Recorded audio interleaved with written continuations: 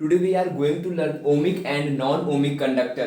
Conductor को दो part में क्लासिफाई किया गया, एक होता है ओमिक और दूसरा हमारा नॉन ओमिक। ओमिक से देखिए पता चला नाम से, यहाँ मीन्स जो ओम्स लॉ को फॉलो करेगा, ओम्स लॉ को जो फॉलो करेगा उसको बोलते हैं हम लोग ओमिक कंडक्टर। ओम्स लॉ क्या कहता है, V is directly proportional to I and V equals to I R, इस तरीके से हम लोग लिख सकते हैं। ठीक है, तो यहाँ पे जो R को इक्वल्स होगा V अपॉन I, अगर इसका हम लोग ग्राफ बनाते हैं VI का ग्राफ होगा इस तरीके से, हमने क्या करते हैं VI का ग्राफ बना दी, इस तरीके से का ग्राफ बनेगा VI का। ठीक है, एक स्ट्रेट लाइन बनेगी, मींस जो अगर हम लोग ओमिक कंडक्टर के ग्राफ की बात करेंगे तो कुछ इस तरीके से ग्राफ बनेगा। तो बेसिकली जो हमारे प्योर मेटल्स होते हैं, या फिर हम बात करते हैं कॉपर इन CuSO4 सॉल्यूशन, Cu इन CuSO4 सॉल्यूशन, तो वो ओमिक कंडक्टर की तरह बिहेव करता है। ठीक है, और उसका ग्राफ कुछ इस तरीके से बनता है लीनियर फॉर्म में। पॉजिटिव भी बनाते हैं, पॉजिटिव साइड और नेगेटिव साइड दोनों देखते हैं कैसे बनता है, इस तरीके से होता है। और इस तरीके से जो फेस फॉर्मेशन होता है इजी होता है कॉपर इन CuSO4 सॉल्यूशन में। यहाँ पे क्या है, V है, ये हमारा I है, ये क्या होता है पॉजिटिव फेज है, हमारा नेगेटिव I, यहाँ पे माइनस I हो गया, ये प्लस V हो गया, माइनस V हो गया यहाँ पे। तो इस तरीके से ये क्या होता है, इस तरीके से लाइन का फॉर्मेशन होता है, मींस क्या है लीनियर लाइन है, इसलिए इसको बोलते हैं हम लोग ओमिक कंडक्टर। नेक्स्ट आता है हमारा नॉन ओमिक। नॉन ओमिक वो हो गया जो ओम्स लॉ को फॉलो नहीं करता, उसको बोलते हैं नॉन ओमिक। ठीक है, which do not follow Ohm's law, do not follow Ohm's law, Ohm's law को फॉलो नहीं करता है, मीन्स अगर वी आई ग्राफ बनाते हैं तो ये स्टेट इस तरीके से ग्राफ नहीं फॉर्म होगा। ठीक है, तो ग्राफ में थोड़ा सा चेंज आता है। एग्जांपल एक लेते हैं हम लोग मेटेलिक कंडक्टर का, एक एग्जांपल लेते हैं हम लोग मेटेलिक कंडक्टर का, उसका ग्राफ ड्रॉ करते हैं तो थोड़ी दूर तक यहाँ पे वी आई ग्राफ फॉलो होता है, उसके बाद क्या है थोड़ा सा चेंज आने मिलता है, मीन्स ग्राफ को स्ट्रेट जाने से, लेकिन क्या हो गया बेंड हो गया, means V I graph after time T के बाद फॉलो नहीं हो रहा है, मीन्स किसके अंदर आ गया, नॉन ओमिक कंडक्टर के अंदर आ गया। ठीक है, तो इसका एग्जांपल याद रखो, इससे हमारा एग्जांपल हो गया वाटर, ये हो गया हमारा मेटेलिक वायर का। सेकंड एग्जांपल याद रखो वाटर वोल्ट मीटर का, वाटर वोल्ट मीटर इसी के अंदर का एग्जांपल होगा। ठीक है, थर्ड एग्जांपल हो जाएगा हमारा PN diode, PN junction diode लिख दो इसको पूरा, पीएन जंक्शन डायोड, ये सब किसके एग्जांपल है, नॉन ओमिक सेमीकंडक्टर की बात कर रहे हैं यहाँ पे। Third fourth one is thyristor, these are the non ohmic conductor, ये हो गए हमारे नॉन ओमिक। उसके बाद आगे हम लोग पढ़ते हैं इन्हीं से टर्म जुड़ा हुआ एक टर्म, इसमें आता है super conductivity. Next one is super conductivity. Start करते हैं हम लोग सुपर कंडक्टिविटी के बारे में पढ़ते हैं। सुपर कंडक्टिविटी, कंडक्टिविटी का मतलब क्या हुआ, ऐसा सब्सटेंस जहां पे इलेक्ट्रॉन अच्छे से फ्लो करेगा, मींस जो करंट होगा वो बिल्कुल भी लॉस्ट नहीं होगा, सुपर कंडक्टिविटी बहुत अच्छा कंडक्टर होगा। ठीक है, वहां पे अच्छा सुपर कंडक्टिविटी बनेगा कैसे, यहाँ पे टेम्परेचर का रिलेशन याद होना चाहिए किसी भी मेटल या एलॉय के लिए। क्या होता है, अगर हम लोग टेम्परेचर को इंक्रीज करेंगे तो रेजिस्टेंस, जिसको हम बोलते हैं रेजिस्टिविटी की जो प्रॉपर्टी होती है वो क्या होगी, इंक्रीज कर जाएगी। क्या आप एक हम लोग यहाँ एक काम कर सकते हैं, अगर हम लोग क्या करें टेम्परेचर को डिक्रीज कर दे, मींस जो हमारा मेटल या फिर एलॉय उसको हम लोग क्या करेंगे कूल कर देंगे, तो कूल करने से क्या होगा, जो इसका रेजिस्टिविटी होगा या फिर क्या रेजिस्टेंस, दोनों ही क्या कर जाएंगे, डिक्रीज कर जाएंगे। और जब रेजिस्टिविटी डिक्रीज कर जाएगी तो इलेक्ट्रॉन आसानी से फ्लो करेंगे, मींस करंट आसानी से फ्लो कर सकता है एक टर्मिनल से दूसरे टर्मिनल पर। तो ये होगी हमारी प्रॉपर्टी सुपर कंडक्टिविटी की। ठीक है, तो इसकी अगर डिफिनेशन की बात करें, डिफिनेशन हम लोग इस तरीके से बोल सकते हैं, the phenomena of complete loss of resistivity by the certain metal and alloy when they are cooled below a certain temperature is called conductivity। और जो एक certain temperature होगा उसको कूल करने का, उसको हम बोलते हैं ट्रांजिशन टेम्परेचर या फिर कहते हैं क्रिटिकल टेम्परेचर, उसको हम लोग TC से डिनोट करते हैं। Next one is resistance in series and parallel. Resistance के बारे में हमने पढ़ लिया, obstacle in the path of electric current होता है, तो इसमें सीरीज और पैरेलल में कैसे अरेंज करेंगे और उसका फॉर्मूला क्या होगा। ठीक है, तो आते हैं पहले हम लोग resistance in series, resistance in series. अगर रेजिस्टेंस को हम लोग सीरीज में कनेक्ट करते हैं, और दूसरा हमारा क्या पढ़ेंगे हम लोग, रेजिस्टेंस इन पैरेलल। थोड़ा सा पहले इसके बारे में डिस्कस कर लेते हैं, उसके बाद डेरिवेशन करेंगे कि इसका ओवरऑल रेजिस्टेंस या फिर क्या इक्विवेलेंट रेजिस्टेंस क्या होगा। याद रखो, अगर रेजिस्टेंस को सीरीज में कनेक्ट किया गया है तो यहाँ पे जो करंट होगा, यहाँ पे जो करंट होगा वो क्या होगा, सेम होगा। अगर उसको सीरीज में कनेक्ट किया गया है तो ठीक है, तो पूरे जो रेजिस्टेंस होगा हर जगह करंट सिमिलर जाएगा, एक ही करंट जाएगा। अगर पैरेलल में कनेक्ट किया गया है तो हर जगह क्या होगा, करंट डिफरेंट होगा, करंट डिफरेंट होगा और साथ साथ पोटेंशियल डिफरेंस होगा वो सेम होगा। जो पोटेंशियल डिफरेंस होगा वो सेम होगा, ठीक है। तो समझ में आ गया दोनों में, अगर सीरीज होगा तो करंट यहाँ पे सेम होगा, पैरेलल कनेक्शन क्या होगा, पोटेंशियल डिफरेंस सेम होगा। तो यहाँ पे डिफरेंट क्या होगा, पोटेंशियल डिफरेंस अलग अलग होगा बॉडी का, और यहाँ पे क्या होगा, करंट अलग अलग होगा in case of parallel connection. तो स्टार्ट करते हैं, हमारे घरों में कौन सा अप्लायंस होता है, पैरेलल अप्लायंस लगा है, ठीक है, पैरेलल कनेक्शन होता है। क्यों पैरेलल कनेक्शन होता है उसका रीजन भी समझते हैं अभी हम लोग। पहले एक बार डेरिवेशन करते हैं, इफेक्टिव रेजिस्टेंस सीरीज में इफेक्टिव रेजिस्टेंस कितना होता है। First one is resistance in series.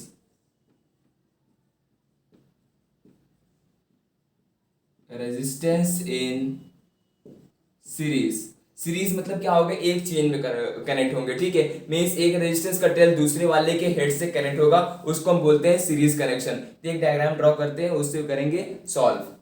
यहाँ पे इस तरीके से लगाते हैं, रेजिस्टेंस लगा हुआ है, ये दूसरा रेजिस्टेंस हो गया, और ये हमारा थर्ड रेजिस्टेंस हो गया।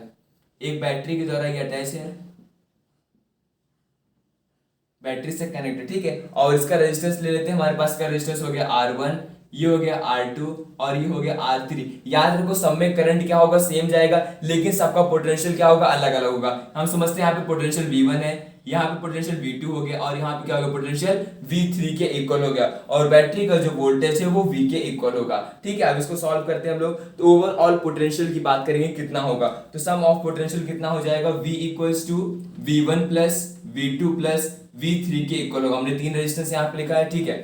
अब यहाँ पे अप्लाई करते हैं ओम्स लॉ। ओम्स लॉ क्या कहता है, V equals to I into R के इक्वल होता है, ठीक है। तो ये V इक्वल्स हमने लिख दिया I R, V1 के लिए क्या हो जाएगा I R1, हमने I1 इसलिए नहीं लिखा क्योंकि करंट क्या है, सब में सेम है।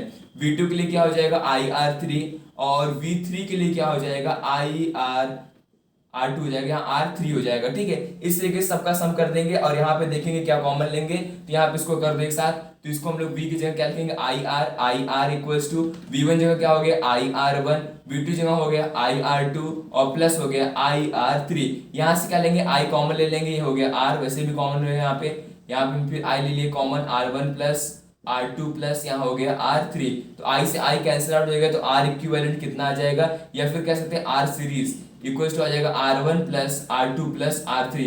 ये तो हो गया सिर्फ तीन रजिस्टर के लिए। अगर नंबर ऑफ रजिस्टर्स यहाँ पे लगे होंगे तो आप हम लिख सकते हैं R सीरीज इक्वल्स टू, या फिर कह सकते हैं R equivalent equals to R1 plus R2 plus R3। इस तरीके से नंबर ऑफ RN लिख देंगे, इस तरीके से number of registers parallel series में कनेक्ट रहेंगे, ठीक है। नेक्स्ट आते हैं हम लोग पैरेलल कनेक्शन, ये हो गया हमारा series connection. Next one is resistance in parallel.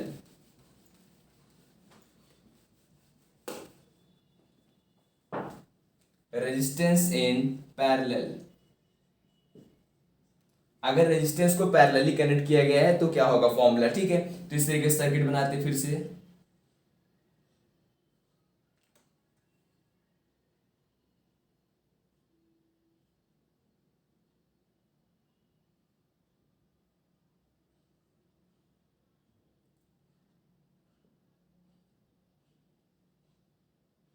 यहाँ पे भी तीन रेजिस्टेंस ले लेते हैं। इस तरीके से रेजिस्टेंस जो होगा एक कनेक्टिंग वायर के द्वारा बैटरी से अटैच होगा नीचे, यहाँ पे बैटरी लगा देते हैं, और इसका वोल्टेज हो गया V। अब इसका रेजिस्टेंस ले लेते हैं R1, ये हो गया हमारा रेजिस्टेंस R2, और ये हो गया हमारा रेजिस्टेंस R3। यहाँ पे थोड़ा सा कॉन्सेप्ट समझना, करंट मान लो यहाँ से आता है I, ठीक है, करंट ऊपर की तरफ गया तो करंट क्या होगा, सब में डिस्ट्रीब्यूट हो जाएगा। मीन्स इसके लिए करंट क्या आ जाएगा, यहाँ पे I1, यहाँ पे क्या हो जाएगा I2, और यहाँ पे कितना जाएगा I3। मीन सब में क्या होगा, करंट अलग अलग जाएगा। और पोटेंशियल की बात करें, पोटेंशियल क्या होगा, सेम होगा। तो पोटेंशियल सेम है, करंट अलग अलग है, तो सम ऑफ करंट कितना हो जाएगा, टोटल करंट हो जाएगा हमारा I equals to I1 plus I2 plus I3 के इक्वल होगा। यहाँ पे भी हम क्या लगाएंगे, ओम्स लॉ अप्लाई करेंगे, और ओम्स लॉ से फाइंड करेंगे कि करंट यहाँ पे कितना होगा। V इक्वल्स क्या होता है I R, I इक्वल्स क्या हो जाएगा V अपॉन R, ठीक है। ये हो गया, हमने I के लिए लिख दिया I equals to V upon R। तो I1 के लिए क्या लिखेंगे, V तो हमारे सब में कॉमन है, हमने बताया था पोटेंशियल डिफरेंस में कोई चेंज नहीं आएगा, और पोटेंशियल डिफरेंस को V से लिखते हैं, ठीक है। हो जाएगा हमारा R1। I2 के लिए क्या हो जाएगा V अपॉन R2, और I3 के लिए क्या हो जाएगा V अपॉन R3। तो सम ऑफ करंट क्या हो जाएगा हमारा V upon R equals to V upon R1 plus V upon R2 plus V upon R3। तो यहाँ पे V कॉमन ले लेते हैं, तो V अपॉन R हमने ऐसे ही लिख दिया, यहाँ पे V कॉमन ले लिया, अंदर क्या आ जाएगा 1 upon R1 plus 1 upon R2 plus 1/r3। तो ये b से b कैंसिल आउट जाएगा, तो यहाँ पे आ जाएगा क्या formula, 1/r equals to 1/r1 plus 1/r2 plus 1/r3। अगर नंबर ऑफ रेजिस्टेंस लगे हुए तो क्या कर देंगे, 1/r एंड इस तरीके से लिख देंगे। ये क्या होगा हमारा आरपी मींस पैरेलल के लिए, कनेक्शन के लिए क्या हो जाएगा, रेसिप्रोकल सम का सम हो जाएगा। ठीक है, मींस सभी रेजिस्टेंस का रेसिप्रोकल करेंगे और सबको लाइन से ऐड कर देना है। इस तरीके से रेजिस्टेंस हम लोग पैरेलल में फाइंड करते हैं। यहाँ पे एक चीज इंपॉर्टेंट ये है, इंपॉर्टेंट पॉइंट नोट करके लिख सकते हैं इसको हम लोग, कि अगर यहाँ पे दो रेजिस्टेंस हुआ तो सिंपलेस्ट फॉर्म में कैसे सॉल्व कर सकते हैं। एग्जाम्पल के हमारे पास दो रेजिस्टेंस है, एक हमारे पास है R1 और दूसरा हमारे पास है R2। अगर पूछा गया डायरेक्टली कि वो इफेक्टिव रेजिस्टेंस कितना होगा तो कैसे सॉल्व करेंगे, 1/R इक्विवेलेंट या फिर RP इक्वल्स क्या हो जाएगा, 1/R1 प्लस 1/R2। फिर हम क्या करते हैं, एलसीएम लेते हैं, फिर क्रॉस मल्टीप्लाई कर सॉल्व करते हैं। तो इसको वो काम हम पहले ही कर सकते हैं। ठीक है, हम इसको सॉल्व करें कितना हो जाएगा, R2 प्लस R1 या फिर R1 प्लस R2 लिख सकते हैं, क्या हो जाएगा R1 R2। तो मींस R इक्विवेलेंट कितना, ये 1/R इक्विवेलेंट इक्वल है, तो R इक्विवेलेंट कितना हो जाएगा, इसका जस्ट अपोजिट R इक्विवेलेंट क्या लिख सकते हैं हम लोग, R1 into R2 upon R1 plus R2। Means इस तरीके से हम लोग R इक्विवेलेंट को लिख सकते हैं। तो डायरेक्टली अगर कोई क्वेश्चन पूछा जाता है एग्जांपल के लिए, यहाँ पे इस तरीके से क्वेश्चन हमारे पास है, यहाँ पे दो रेजिस्टेंस, ये हमारा है 3, यहाँ पे हमारा दिया गया 4। तो पूछा गया क्वेश्चन में R इक्विवेलेंट कितना होगा, तो कुछ नहीं करना, डायरेक्टली सॉल्व कर देना। R इक्विवेलेंट कितना हो जाएगा, ये दोनों आपस में पैरेलली कनेक्ट है, दो रेजिस्टेंस यहाँ पे, सीधे ये फॉर्मूला अप्लाई करना, आंसर आ जाएगा, क्या आ जाएगा 3 इंटू 4 कर देना, अपॉन क्या कर देंगे 3 प्लस 4। तो कितना हो जाएगा 3 4 12, 3 प्लस 4 कितना हो जाएगा 7, 12/7 आंसर आ गया तुरंत ही। ठीक है, तो इस तरीके से थोड़ा सा कैलकुलेशन फास्ट करने के लिए ये ट्रिक अप्लाई कर सकते हैं, R इक्विवेलेंट डायरेक्टली सॉल्व कर सकते हैं यहाँ से। ठीक है, तो ये हो गया हमारा रेजिस्टेंस इन पैरेलल। अब हमने कहा था कि हमारे घरों में जो अप्लायंसेस होते हैं वो पैरेलली कनेक्ट किए जाते हैं। पैरेलली इसलिए कनेक्ट किए जाते हैं क्योंकि जो अप्लायंस मान लेते हैं हमको फैन ऑन करना है। ठीक है, हमारे घर में लगा हुआ फैन, कूलर और हीटर लगा हुआ। ठीक है, तो फैन लगा हुआ, कूलर लगा हुआ, हीटर लगा हुआ है, मुझे फैन ऑन करना है तो इसलिए इसके लिए एक अलग सा स्विच होगा। लेकिन अगर सीरीज कनेक्शन रहा तो सब में क्या होता है, करंट क्या होता है, सब में सिमिलर होता है। अगर वहां पे करंट सब में सिमिलर है तो जब करंट सिमिलर होगा तो सब एक साथ ऑन होंगे, मींस सभी अप्लायंसेस का एक स्विच होगा। मुझे कूलर और हीटर का काम भी नहीं है लेकिन मुझे फिर भी ऑन करना पड़ेगा क्योंकि हमने फैन ऑन किया है। ठीक है, पैरेलल कनेक्शन में क्या होता है, सबका पर्टिकुलर अपना एक स्विच रहेगा और सब में अपना एक करंट जाएगा। ठीक है, सीरीज में जैसे एग्जांपल अगर बात करें सीरीज में, तो जो दिवाली की लाइट होती है, झालर होती है, उसमें सीरीज कनेक्शन रहता है। अगर एक बल्ब या एक वायर खराब हो गया तो वहां पे क्या होगा, पूरा अप्लायंस वर्क नहीं करेगा। अगर हमारे घरों में लग गया सीरीज कनेक्शन तो अगर फैन वर्क नहीं कर रहा है तो कूलर और हीटर भी वर्क नहीं करेगा। ठीक है, तो समझ में आ गया पैरेलल कनेक्शन हमारे घरों में क्यों लगा होता है। ठीक है, आगे बढ़ते हैं। नेक्स्ट टॉपिक है हमारा internal resistance of a cell. Internal resistance, देखो रेजिस्टेंस हमने पढ़ लिया, obstacle in the path of electric current, वो किसी भी अप्लायंस को जो सर्किट में कनेक्ट है। ठीक है, इंटरनल रेजिस्टेंस का मतलब क्या हुआ, इंटरनल हुआ, इसका मतलब यहाँ पे समझो इस तरीके से एक केस लेते हैं हम लोग। यहाँ पे हमारा यहाँ पे क्या है, एक अप्लायंस लगा जिसके पास रेजिस्टेंस क्या है, कैपिटल आर, जिसके बारे में सब लोग जानते हैं कि कैपिटल आर ये होता है। यहाँ पे क्या होता है, यहाँ पे बैटरी लगी होती है या फिर क्या सेल लगा हुआ है। ठीक है, तो अभी इसे नहीं बनाते रेजिस्टेंस, पहले बैटरी बना देते हैं, उसके बाद समझ में आ जाएगा। इस तरीके से हमारे पास क्या है, बैटरी लगी हुई है। ठीक है, अब होगा कुछ ऐसा यहाँ पे कि जो बैटरी होगी उसके पास भी रेजिस्टेंस, क्योंकि बैटरी में क्या होता है, इलेक्ट्रोड लगे होते हैं। क्या लगे होते हैं, इलेक्ट्रोड। ठीक है, तो इलेक्ट्रोड में क्या होता है, सोल्यूशन होता है, लिक्विड फिल होता है, तो उस लिक्विड में क्या होता है, रेजिस्टेंस डेवलप होता है। ठीक है, कैथायन और एनायन, कैथोड और एनोड होते हैं, तो वहां पे भी क्या होता है, उस रेजिस्टेंस डेवलप होता है। इसको यहाँ पे जो रेजिस्टेंस डेवलप होगा इस बैटरी के अंदर, इसको हम क्या बोलते हैं, इंटरनल रेजिस्टेंस। Internal resistance. ठीक है, तो इंटरनल रेजिस्टेंस को हम लोग स्मॉल आर से डिनोट करेंगे और जो हमारा मेन अप्लायंस का रेजिस्टेंस होगा वो होगा हमारा कैपिटल आर। ठीक है, इस तरीके से करंट आगे की तरफ मूव करता है तो यहाँ पे भी रेजिस्टेंस को फील करता है और यहाँ पे भी रेजिस्टेंस होता है। और बैटरी के पास कौन सा वोल्टेज होता है, जिसको हम बोलते हैं ईएमएफ। ठीक है, और जब ये कनेक्ट हो जाता है तो ये ईएमएफ किस में कन्वर्ट हो जाता है, पोटेंशियल डिफरेंस में कन्वर्ट हो जाता है। ठीक है, जिसको हम बोलते हैं वोल्ट। अब यहाँ पे फाइंड करते हैं कि आखिर ईएमएफ होगा कितना हमारा। ठीक है, तो ईएमएफ फाइंड करेंगे ओम्स लॉ से, करंट फाइंड करेंगे और इंटरनल रेजिस्टेंस फाइंड करेंगे। ये बहुत इंपॉर्टेंट टॉपिक है, ध्यान से समझेंगे कैसे सॉल्व होगा। तो अगर हम बात करें ईएमएफ की क्या होगा हमारे पास। ठीक है, तो V जो पहले ऑलरेडी से है और जब कनेक्ट कर दिया गया तो क्या हो जाएगा यहाँ पे V डैश। V डैश इसके लिए पोटेंशियल हो गया और V हो गया हमारा R के लिए। ठीक है, तो हम पहले अलग इसको सॉल्व करते हैं, V हमारा किसके इक्वल होगा, V को क्या होता है, सिंपल अप्लाई करते हैं ओम्स लॉ, I R के इक्वल होगा।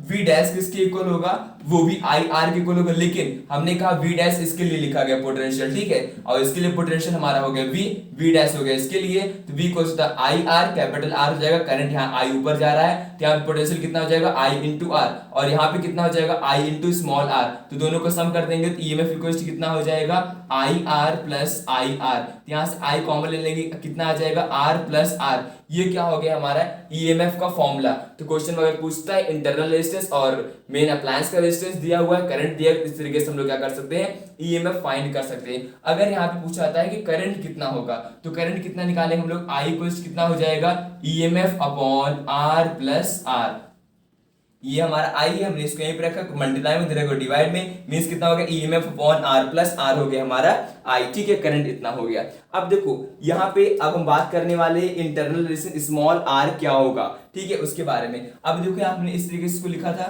ठीक है, अब यहाँ पे मुझे क्या है इस आर को अलग करना है, क्योंकि इस आर को हमको फाइंड करना है इंटरनल रेजिस्टेंस क्या होगा, अगर फाइंड करना हुआ किसी भी बैटरी का इंटरनल रेजिस्टेंस कितना हुआ तो कैसे फाइंड करेंगे, ठीक है, तो हम इसको इस तरीके से लिख सकते हैं EMF equals to EMF minus V कर देते हैं, EMF minus V dash equals to V के इक्वल होगा, ठीक है, तो यहाँ पे हम इसको लिख सकते हैं ईएमएफ क्या लिख सकते हैं, ईएमएफ को ऐसे रहने दो, और वी डैश का लिख सकते हैं आई आर इक्वल्स टू, और वी हमारा क्या होता है, वी हमारा आई आर के इक्वल होता है, तो हम इसको वी ही रहने देते हैं, तो हमारा आई आर कितना हो जाएगा, इसको इधर भेज देते हैं, ईएमएफ माइनस वी के इक्वल हो जाएगा, ठीक है, तो हम इसको इस तरीके से करते हैं, आर इक्वल्स कितना हो जाएगा EMF minus V upon I के इक्वल हो जाएगा, ये हमारा फॉर्मूला आ गया, ठीक है, और ओम्स लॉ से हम वी इक्वल्स आई इक्वल्स क्या लिख सकते हैं वी अपॉन आर, तो आर इक्वल्स क्या हो जाएगा EMF minus V upon R, R ऊपर चला जाएगा, यहाँ पे आ जाएगा हमारा आर और यहाँ पे बचेगा वी, ठीक है, इसका फॉर्मूला आ गया, ये हो गया हमारा इंटरनल रेजिस्टेंस। इसको इस तरीके से थोड़ा सा अलग करके भी लिख सकते हैं, आर इक्वल्स टू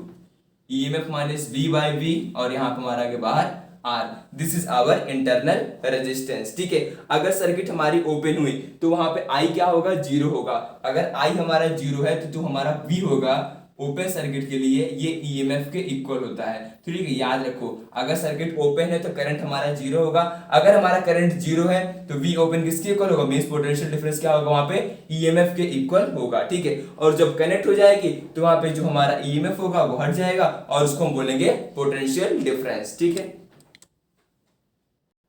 अभी हम लोग ने स्टडी किया था कि रेजिस्टेंस को मींस जो हमारा अप्लायंस का रेजिस्टेंस होगा उसको पैरेलल और सीरीज में कनेक्ट किए थे, ठीक है। अब ने एक और रेजिस्टेंस के बारे में पढ़ लिया, इंटरनल रेजिस्टेंस बारे में, मींस स्मॉल आर के बारे में भी पढ़ लिया, तो अब स्मॉल आर के बारे में पढ़ेंगे, अगर सेल को सीरीज में और पैरेलल में कनेक्ट करेंगे तो वहां पे ईएमएफ कितना होगा और इंटरनल रेजिस्टेंस कितना होगा उसको कैलकुलेट करेंगे, ठीक है। The next topic is combination of cell in series and parallel.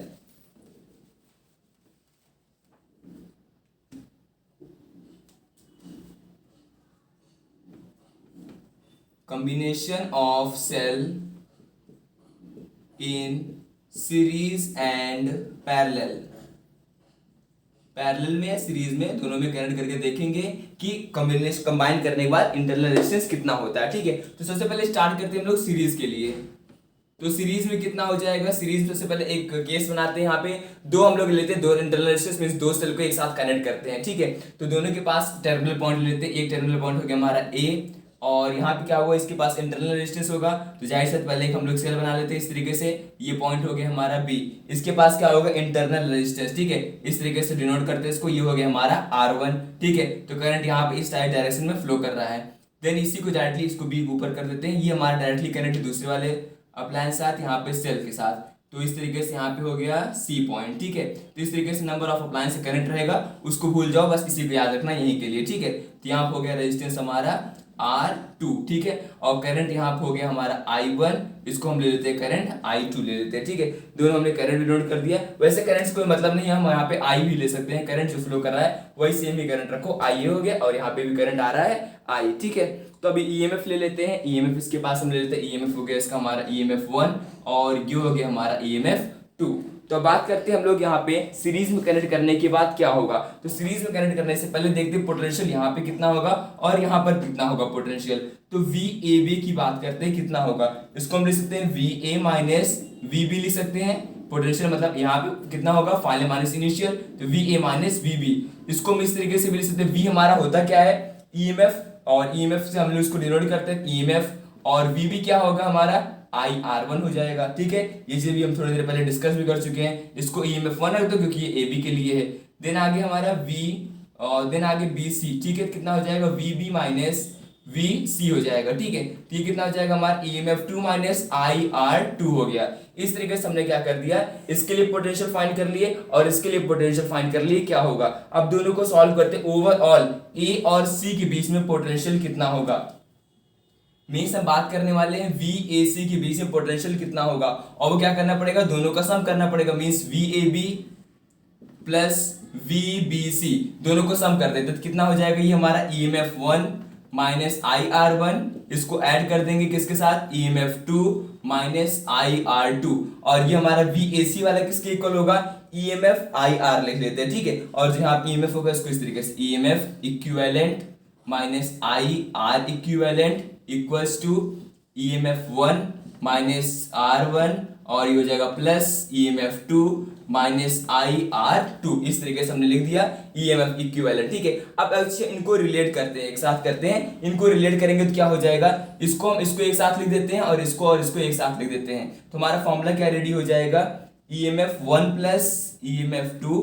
सिर्फ इसकी बात करें, इन दोनों की बात कर रहे हैं। ठीक है, और यहाँ पे क्या आ जाएगा, माइनस आई हमने क्या ले लिया, कॉमन ले ली क्योंकि दोनों में बराबर है। यहाँ क्या हो जाएगा R1 प्लस R2। तो क्या करना है, इसके साथ रिलेट करना है। इसको हम क्या करेंगे, इसके साथ रिलेट कर देंगे, आई हो गया आई के साथ। ठीक है, R इक्विवेलेंट हमारा ये हो गया। ठीक है, तो रिलेट करने के बाद फॉर्मूला क्या रेडी हो जाएगा, EMF equivalent equals to EMF1 plus EMF2, और R इक्विवेलेंट कितना हो जाएगा, इसको रिलेट कर दो इसके साथ, क्या हो जाएगा R1 प्लस R2 के इक्वल हो जाएगा। तो ये क्या हो गया, अगर सीरीज में सेल को कनेक्ट किया गया EMF क्या हो जाएगा, EMF equivalent equals to EMF1 plus EMF2, और R इक्विवेलेंट क्या हो जाएगा, R1 प्लस R2 के इक्वल हो जाएगा। नंबर ऑफ सेल कनेक्ट है तो यहाँ पे ऐड करते रहना लगातार, रेजिस्टेंस के लिए हो जाएगा, EMF को भी लगातार हम लोग क्या करेंगे, ऐड करते जाएंगे। नेक्स्ट हम डिस्कस करने वाले, अगर EMF को पैरेलली कनेक्ट करेंगे तो क्या फॉर्मूला होगा।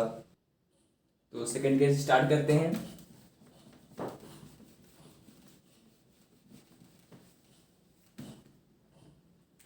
Cell in parallel, cell in parallel means cell को अगर पैरेलली कनेक्ट किया गया है तो वहां पर इंटरनल रेजिस्टेंस और EMF क्या होगा। इसके लिए भी एक डायग्राम ड्रॉ करते हैं। याद रखना है, पैरेलल में क्या होता है, हमारा करंट अलग अलग होता है, सीरीज में करंट सेम होता है। तो यहाँ पे जो करंट का फॉर्मूला लिखेंगे हम लोग वहां पे I1 और I2 से डिनोट करेंगे। वहां आपने I1 I2 किया था, लेकिन हमने फिर उसको I कर दिया क्योंकि करंट जो होगा वो अगर सीरीज में है तो वो सेम होगा। ठीक है, तो इस तरीके से हमारा डायग्राम देखो, ये पॉइंट A ले लेते हैं। ठीक है, इसको दो पार्ट में डिवाइड कर देते हैं और यहाँ पे लगा देते हैं एक बैटरी, यहाँ एक सेल यहाँ पे लग गई और दूसरी सेल यहाँ पे लग गई। ठीक है, फिर फर्दर पॉइंट यहाँ पे आ गया हमारा C, ये हो गया हमारा B1 और ये हो गया हमारा B2।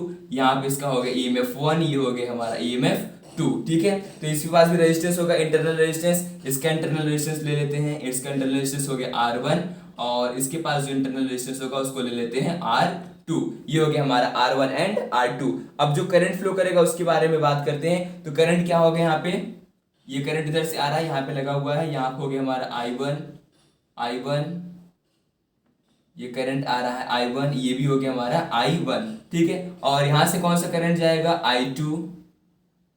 I2 और दोनों आकर के यहाँ पे मिल जाएंगे। मींस I इक्विवेलेंट कितना हो जाएगा, I1 प्लस I2 के इक्वल हो जाएगा। ठीक है, तो हम फाइंड करने वाले हैं। अब यहाँ पे पोटेंशियल कितना होगा, V देखो, एक बार इस टर्मिनल को लेके बात करेंगे, एक बार इस टर्मिनल के लिए बात करेंगे V। ठीक है, तो V इक्वल्स कितना हो जाएगा, across the first terminal of the cell, means इसके लिए बात करने वाले हैं। तो V इक्वल्स क्या लिखेंगे हम लोग, V1 minus V B1 minus V ऊपर की बात करने वाले, फर्स्ट टर्मिनल की बात करने वाले, क्या होगा। तो V को हम लोग क्या लिख सकते हैं, यहाँ पे क्या है हमारे पास, EMF1 नाम दे दो इसको दे दो EMF2। तो ये हो जाएगा हमारा EMF1 माइनस VB2 कितना हमारा IR लिखे थे, इसके पहले IR1 लिखे थे, यहाँ पे क्या हो जाएगा I1R1 हो जाएगा, क्योंकि करंट क्या होगा, यहाँ पे कौन सी करंट आ रही है, I1 करंट आ रही है। ठीक है, इस तरीके से हमने यहाँ पे इसको लिख दिया। नेक्स्ट अगर हम बात करें यहाँ पे करंट कितना होगा, तो हम लिख सकते हैं यहाँ से I1 equals to EMF1 minus V upon R1। ठीक है, ये करंट हमने क्या लिख दिया, I1 करंट लिख दिया कि जो यहां से चल करके इस पॉइंट टर्मिनल B1 से लेकर के A पर आ रही है। ठीक है, ये हो गया हमारा फर्स्ट टर्मिनल के रिस्पेक्ट में। सेकंड टर्मिनल की बात करें, वो भी क्या हो जाएगा, VB1 माइनस VB2, लेकिन यहाँ पे VB क्या हो जाएगा, EMF2 के बराबर हो जाएगा। तो यहाँ हम क्या लिखेंगे, EMF2 माइनस VB2 कितना हो जाएगा हमारा I2R2 के इक्वल हो जाएगा। तो यहां से भी फाइंड कर लो I2 कितना होगा। I2 कितना होगा EMF2 minus V upon R2। हमने क्या कर दिया, दोनों में करंट को अलग से फाइंड कर लिया। ध्यान समझना, थोड़ा सा कॉम्प्लेक्स हो सकता है। इस तरीके से हमने क्या कर, दोनों का करंट फाइंड कर लिए। अब करंट फाइंड करने के बाद ओवरऑल करंट क्या हो जाएगा, I equivalent equals to I1 plus I2। दोनों करंट क्या कर देना है, सम कर देना है। दोनों को सम कर देंगे तो कितना हो जाएगा, EMF1 minus V upon R1, और इसको ऐड कर दो दूसरे वाले के साथ, EMF2 minus V upon R2। इस तरीके से हमने इसको अलग कर दिया। ठीक है, अलग करने के बाद इसको और हम लोग इस तरीके से भी लिख सकते हैं, EMF1 अपॉन R1। इस टर्म को हमने अलग कर दिया, इसके साथ ऐड कर दो, प्लस EMF2 R2। V हमारा क्या है, यहाँ पे सेम है, तो हम लोग लिख सकते हैं यहाँ पे माइनस V हमने क्या कर दिया, सेम कर दिया। ठीक है, अब R1 R2 का अलग कर दो, 1 अपॉन R1, और प्लस रहेगा माइनस रहेगा प्लस रहेगा, क्योंकि हमने V को यहाँ पे बाहर कर दिया, ओपन करेंगे अंदर माइनस हो जाएगा R2। ये हो गया हमारा इंटरनल रेजिस्टेंस का फॉर्मूला। ठीक है, अब देखो आगे इसको सॉल्व करते हैं, ध्यान समझना यहाँ पे।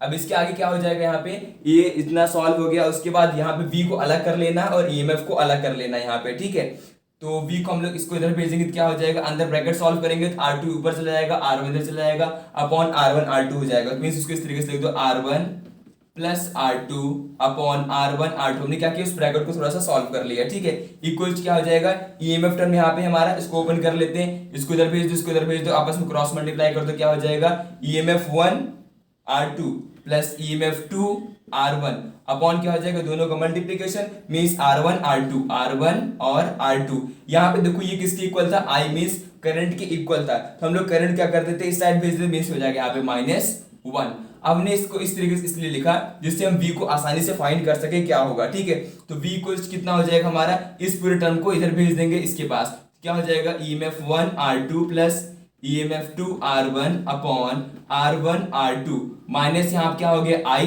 हमने इसको इधर भेज दिया तो नीचे ऊपर आ जाएगा, ऊपर वाला नीचे चला जाएगा, तो क्या हो जाएगा ब्रैकेट में R1 R2 upon R1 plus R2 हो जाएगा। ठीक है, अब इसको यहाँ पे फॉर्मूला अप्लाई करते हैं और V को अलग कर देते हैं कि V अलग से क्या लिख सकते हैं इसको हम लोग। ठीक है, तो यहाँ पे देखो होता क्या है, V equals to equivalent minus I R equivalent, यहाँ पे अप्लाई करो, V देखो R इक्विवेलेंट, E इक्विवेलेंट किसके इक्वल हो जाएगा, E इक्विवेलेंट, इस फॉर्मूले से ही रिलेट कर रहे हैं, E इक्विवेलेंट को हम लोग लिख सकते हैं ये फॉर्मूला। ठीक है, ये हो गया, और I इक्विवेलेंट यहाँ से I हट गया, I के साथ I हटा दो, R इक्विवेलेंट क्या लिख सकते हैं, R इक्विवेलेंट को हम लोग ये लिख सकते हैं। ठीक है, तो दोनों क्या करना है, आपस में रिलेट कर देना है। ये क्या हो जाएगा हमारा, EMF1 R2 plus EMF2 R1 upon R1 और R2। ठीक है, नेक्स्ट हमारा अगर बात करें हम लोग I इक्विवेलेंट, तो यहां से I इक्विवेलेंट लिख सकते हैं R1 R2 upon R1 plus R2, ये R इक्विवेलेंट है। R इक्विवेलेंट हम लोग इस तरीके से, I तो कैंसिल आउट हो गया था, तो इस तरीके से हमारा क्या आ गया, इंटरनल रेजिस्टेंस आ गया, और ये हो गया हमारा इक्विवेलेंट। तो समझ में आ गया पैरेलल कनेक्शन के लिए। अगर अभी नहीं समझ में आया इस तरीके से भी इसको एक्सप्रेस कर सकते हो। एक और तरीका इसको एक्सप्रेस करने का,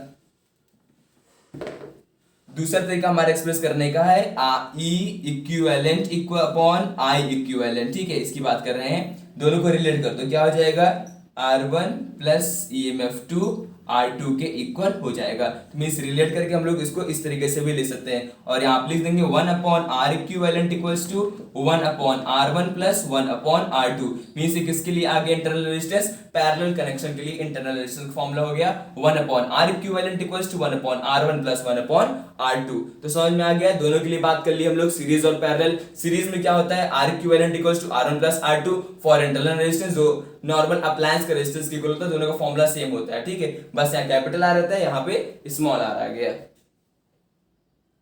नेक्स्ट अब आगे बढ़ते हैं, नेक्स्ट टॉपिक है हमारा heat produced by electric current, means joules law के बारे में स्टडी करेंगे, क्या होता है joules law.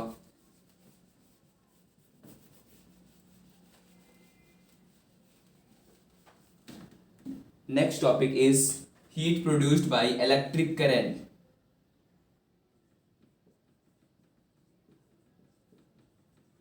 Heat produced by electric current। कितना हीट प्रोड्यूस करेगा इलेक्ट्रिक करंट, जिसको हम लोग जूल्स लॉ के नाम से भी जानते हैं। तो यहाँ पे जो हीट का फॉर्मूला होता है वो होता है H इक्वल्स टू, क्लास 10 में भी पढ़ाया जाता है इस चीज को। H इक्वल्स टू क्या होता है हमारा VIT के इक्वल होता है। किसके इक्वल होता है? VIT। V क्या है? पोटेंशियल डिफरेंस सबको पता है। I क्या होगा? करंट। T क्या हमारा? Time period. तो V को हम लोग क्या लिख सकते हैं ओम्स लॉ के according? V equals to I R, यहाँ पे रखेंगे इसको हम क्या लिखेंगे? आई आर मीन्स हो जाएगा I स्क्वायर आर टी। ये हो गया हमारा हीट का फॉर्मूला। अगर हम लोग I की जगह क्या लिख सकते हैं? V बाई आर, तो मीन्स क्या हो जाएगा हमारा? V square upon R square multiply by R T. तो आर से आर कैंसिल आउट हो जाएगा, तो क्या लिख सकते हैं इसको हम लोग? V square T upon R. Means heat का हम लोग तीन फॉर्मूला पढ़ लिए। कौन कौन सा हो गया? VIT, इस फॉर्मूले में भी रह सकते हैं अगर पोटेंशियल करंट और टाइम पीरियड दिया गया है तो, ठीक है। या I स्क्वायर आर टी से भी फाइंड कर सकते हैं, रेजिस्टेंस दिया होगा। अगर पोटेंशियल टाइम और रेजिस्टेंस दिया है तो V square T upon R भी लगा सकते हैं। मीन्स ये तीन फॉर्मूले हो गए रेजिस्टेंस को, हीट को फाइंड करने का, ठीक है। अब यहाँ पे देखो अलग अलग फॉर्म होता है कैलोरी में और जूल के फॉर्म में, ठीक है। तो ये जो हमारा है ये जूल के फॉर्म में है, ठीक है, ये जूल के फॉर्म में हो गया।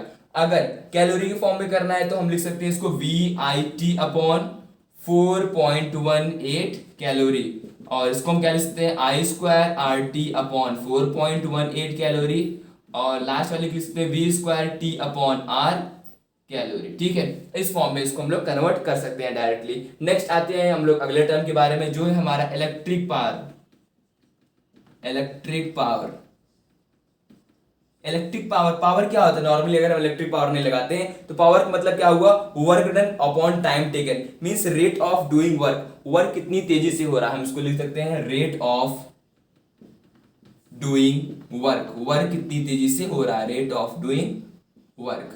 तो फॉर्मूला लिखते हैं पावर का। पावर क्या हो जाएगा? Work done upon time taken.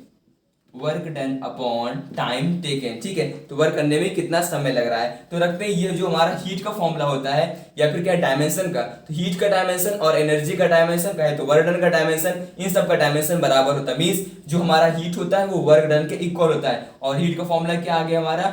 VIT upon क्या कर देना है? टाइम से डिवाइड कर देना। टाइम से कैंसिल आउट हो जाएगा तो क्या बचेगा यहाँ पे? VI बचेगा, ठीक है। इसको हम क्या लिख सकते हैं? और I स्क्वायर आर, उसी फॉर्म में ही लिख लें सब कुछ, ठीक है। और I को V बाई आर लिख सकते हैं, तो मीन्स क्या हो जाएगा? V स्क्वायर अपॉन आर भी इसको लिख सकते हैं। ये हो गया पावर का अलग अलग फॉर्म, ठीक है। नेक्स्ट आते हैं हम लोग SI यूनिट। पावर की SI यूनिट क्या होगी? पावर यहाँ पे क्या हो गया? वर्क डन का SI यूनिट क्या होगा? 1 जूल, या फिर जूल भी बोल सकते हैं। अगर 1 पावर की बात करें तो 1 जूल लगाएंगे।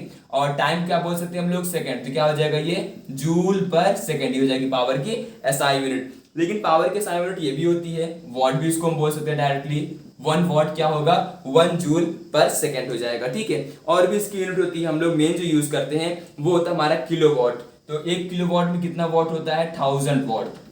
1 kilowatt equals to 1000 watt. 1 kilowatt 1000 watt के इक्वल होता है, ठीक है। अगर कहा गया मेगावाट तो 10 की पावर 6 कर देना।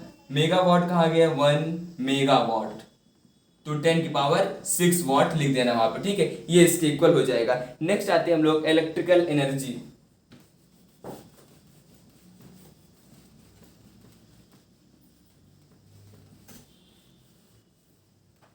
Next topic is electric energy.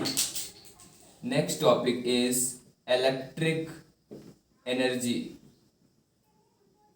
Electric energy के बारे में पढ़ते हैं। इलेक्ट्रिक एनर्जी क्या होता है? डिफिनेशन क्या होगी इसकी? Total work done or the energy up supplied by the source of an EMF in maintaining the electric current in a circuit। Means कितना EMF वर्क किया जा रहा है, कितना करंट अप्लाई किया जा रहा है किसी भी अप्लायंस में, उसको पूरी तरीके से वर्क करने के लिए, ठीक है। तो हम यहाँ पे लिख सकते हैं वर्किंग का फॉर्मूला जो होगा वो एनर्जी के ही इक्वल होता है। पावर क्या होता है? Work done upon time taken. तो वर्क कितना हो जाएगा? Power multiply by time taken. तो यहाँ से फाइंड करेंगे हम लोग इलेक्ट्रिक एनर्जी क्या होती है।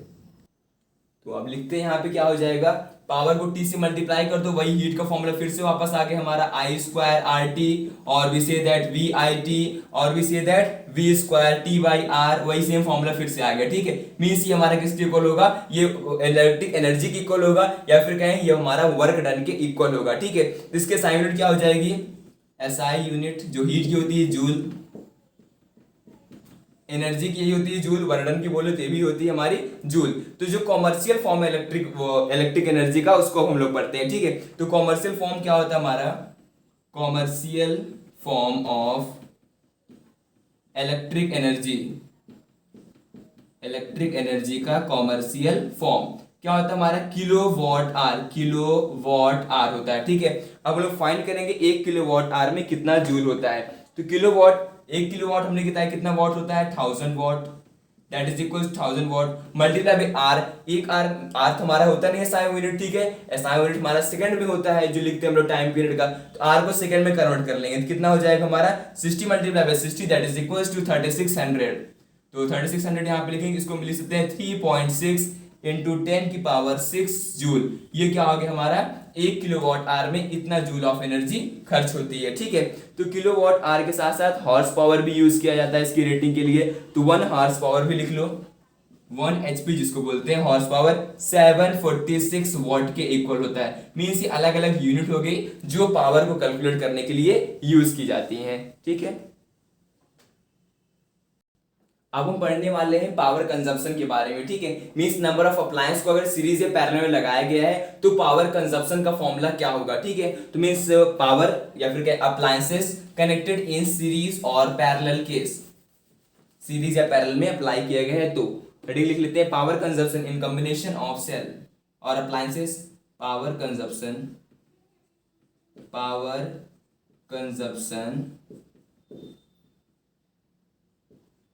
in a combination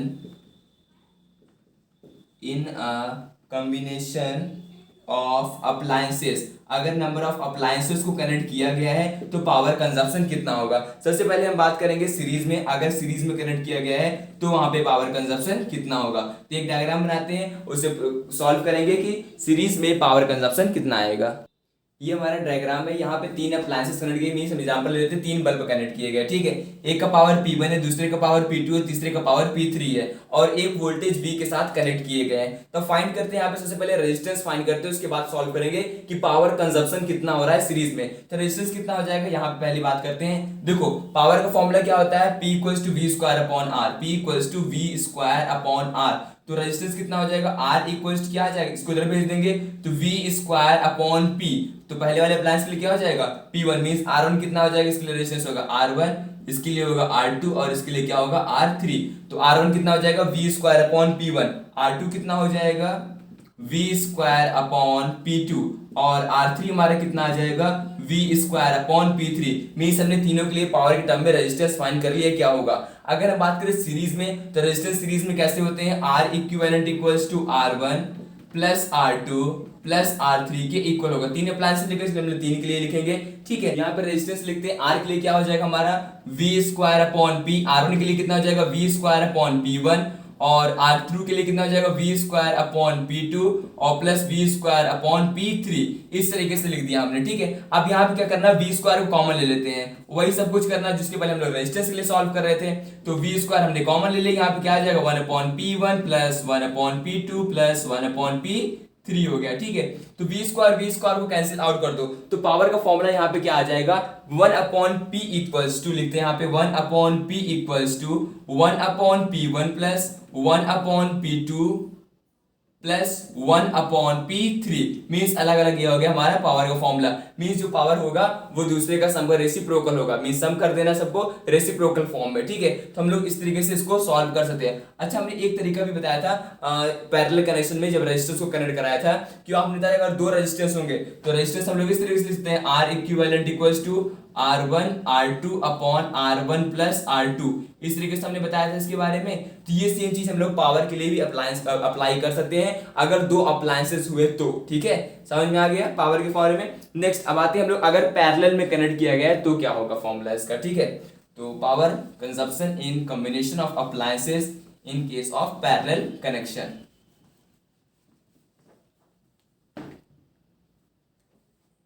ये होगी हमारा पैरेलल कनेक्शन।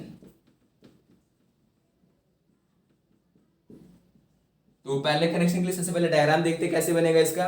करना क्या है, सभी अप्लायंसेस को 3 अप्लायंस ले लेते हैं। ये अप्लायंस हो गया हमारा, ये दूसरा, तीनों बल्ब ले लेते हैं। ठीक है, वैसे तो अप्लायंस इस तरीके से दिखता नहीं लेकिन समझने के लिए बना लेते हैं। रेजिस्टेंस हो गया हमारे पास, इसके अलग अलग 3 रेजिस्टेंस हो गए। ठीक है, अब तीनों क्या करना है, पैरेलली कनेक्ट कर देना है। इस तरीके से हो गई ये पैरेलली कनेक्ट।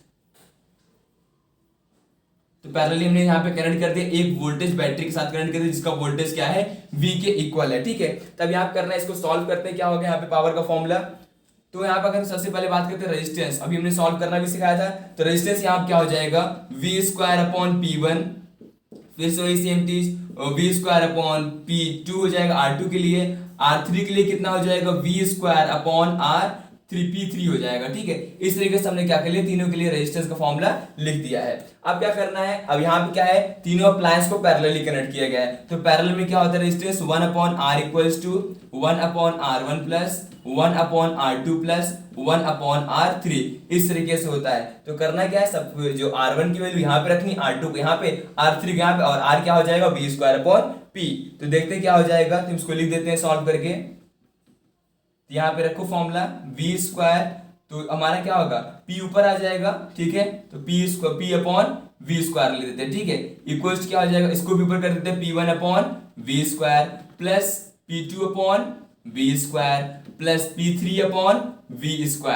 हमने यहाँ पे इस तरीके से लिख दिया। तो क्या करना, V कैंसिल आउट हो जाएगा, सब में कॉमन लेके कैंसिल आउट कर देंगे, तो पावर इक्विवेलेंट पावर कितनी आ जाएगी, अगर हम लोग पैरेलल में कनेक्ट कर रहे हैं पावर को, तो P1 plus P2 plus P3 के इक्वल हो जाएगा। अगर नंबर ऑफ अप्लायंसेस कनेक्ट है तो क्या हो जाएगा, इस तरीके से P1 को हम लोग ऐड करते हुए बढ़ाते चले जाएंगे। तो ये हो गया दोनों का फॉर्मूला। पावर को अगर हम लोग पैरेलल में कनेक्ट करेंगे तो क्या हो जाएगा, P equals to P1 plus P2 plus P3। अगर सीरीज में कनेक्ट करेंगे तो क्या हो जाएगा, 1/P series equals to 1/P1 plus 1/P2 plus 1/P3, अलग अलग फॉर्म में हो जाएगा। नेक्स्ट इसी में एक और टर्म है हमारा इफिशियंसी के बारे में पढ़ लेते हैं। इफिशियंसी क्या होती है, ठीक है। तो इफिशियंसी पूछा भी जाता है, efficiency of a source of EMF, किसी भी अप्लायंस की इफिशियंसी फाइंड करनी है, ठीक है। तो efficiency of source of EMF, efficiency of source of EMF क्या होगा, इफिशियंसी क्या होता है, efficiency may be defined as the ratio of output power upon input power, जिसको हम लोग नीटा से डिनोट करते हैं। तो नीटा इक्वल्स क्या होता है, output power upon input power, दोनों को डिवाइड कर देना है, ठीक है। तो आउटपुट पावर हमारा क्या होगा, VI की इक्वल होगा क्योंकि वहां पे करंट फ्लो कर रहा होगा, और इनपुट पावर हमारा क्या होगा, EMF I की इक्वल हो जाएगा, ठीक है। तो I से I कैंसिल आउट हो जाएगा, तो नीटा इक्वल क्या लिख सकते हैं हम लोग, V/EMF। अच्छा, हमने अभी EMF को इंटरनल रेजिस्टेंस के फॉर्म में लिखना भी सिखाया था, ठीक है।